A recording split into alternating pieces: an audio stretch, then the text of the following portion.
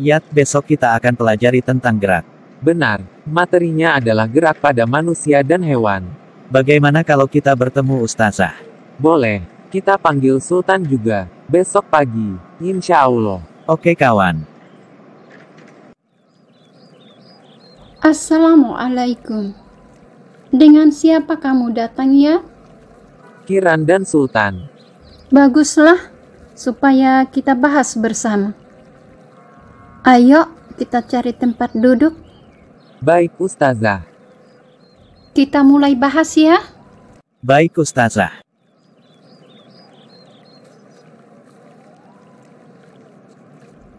Kalian pernah lihat burung bukan? Coba kalian perhatikan. Burung menggunakan apa saat terbang? Sayap Ustazah. Dari jawaban Yayat, telah kalian ketahui bahwa burung menggunakan sayap sebagai alat geraknya. Berbeda pula dengan ikan, manusia, dan hewan lainnya. Sekarang Ustazah akan bertanya.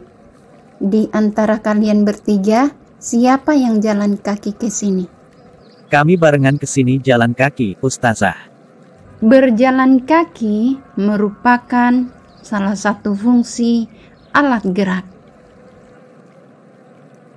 Yayat dengan Kiran yang menjawab.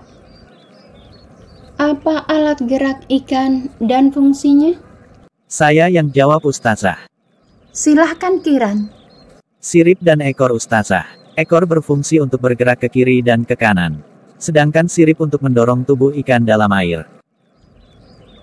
Bagaimana dengan siput, ulat, dan sejenisnya? Saya perhatikan, siput tidak memiliki kaki, Ustazah. Siput menggunakan badannya untuk bergerak. Benar Yat, itu berarti, siput menggunakan otot perut untuk bergerak. Otot perut itu disebut gastropoda. Bagus jawabanmu. Hal itu berarti bahwa struktur tubuh mempengaruhi alat gerak makhluk hidup. Dengan demikian, dapat kita ketahui bahwa berdasarkan struktur tubuhnya, hewan dibedakan menjadi dua kelompok, yaitu vertebrata dan avertebrata. Hewan vertebrata merupakan hewan yang mempunyai tulang belakang. Sedangkan hewan avertebrata tidak memiliki tulang belakang. Ciri-ciri hewan vertebrata ini terlihat jelas dari kepala, leher, badan, hingga kaki. Untuk ciri-ciri hewan avertebrata antara lain, struktur tubuh masih sederhana, otak tidak dilindungi tulang tengkorak, susunan saraf terdapat di perut, dan mempunyai rangka luar. Ayo, siapa yang bisa sebutkan contoh dari kedua hewan tersebut? Saya Ustazah. Contoh hewan vertebrata, antara lain, kelinci angsa, dan masih banyak lagi. Adapun avertebrata, sudah disebutkan oleh Yayat dan Kiran, yaitu siput, cacing, serangga, cumi-cumi, dan lain-lain. Pintar ini semua siswaku. Oh ya anak-anak, ada satu hal yang perlu kalian pahami. Bahwa secara umum, alat gerak itu dapat dibedakan menjadi dua. Yaitu alat gerak aktif dan alat gerak pasif. Alat gerak aktif inilah yang dapat menyebabkan perpindahan tempat.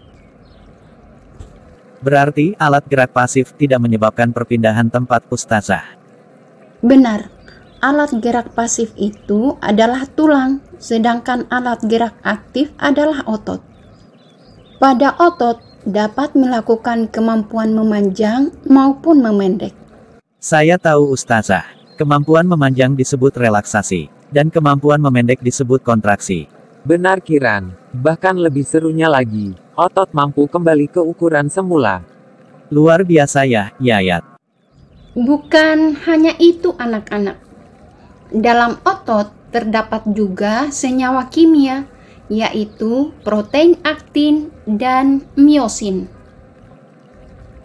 Kedua senyawa kimia itu membentuk aktomiosin sehingga menyebabkan otot dapat bergerak.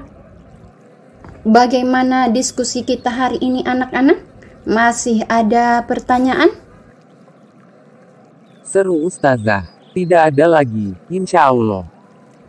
Kalau tidak ada lagi pertanyaan, saya tugaskan Kiran untuk membacakan soal buat teman-teman di grup. Saya izin berdiri. Yang penting hati-hati. Baik Ustazah.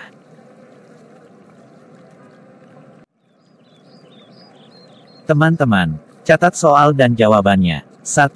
Apa yang dimaksud hewan vertebrata dan avertebrata? 2. Sebutkan masing-masing 3 contoh hewannya dan alat geraknya. 3. Apa yang dimaksud dengan alat gerak aktif dan alat gerak pasif? Semangat belajar dan sampai jumpa. Wassalamualaikum.